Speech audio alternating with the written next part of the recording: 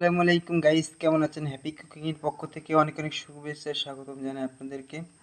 আজ আমি দেখেন পুরানোটি শাক ভাজা রেসিপি নিয়ে আপনাদের সামনে হাজির হলাম।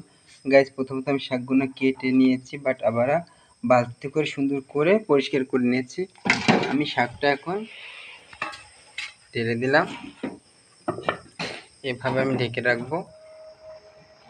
গাইস দেখেন, আমি এখানে পরিমাণ মতো লবণ দিলাম। বাট আমি এখানে কিছু বোম্বাই মরিচ কিনে আনছি বাজার থেকে, সেটা অ্যাড করলাম। খুবই সুন্দর একটা ঘ্রাণ বাড়বে।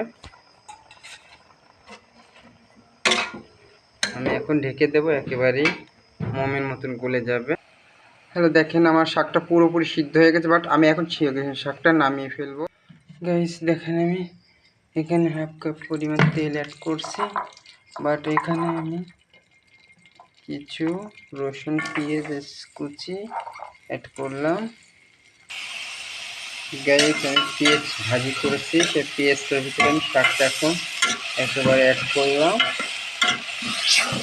শাকটা একটু পানি রাখা যাবে না, তাহলে পরে টেস্ট কমই হবে।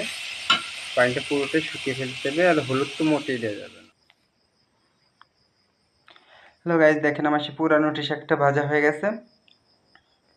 এত সুস্বাদু শাকটা, জানি না কোন কোন গ্রামে কোন কোন নিয়মের নাম, বাট আমাদের বাগেরহাটে এই শাকটার নাম হচ্ছে পুরানোটি শাক।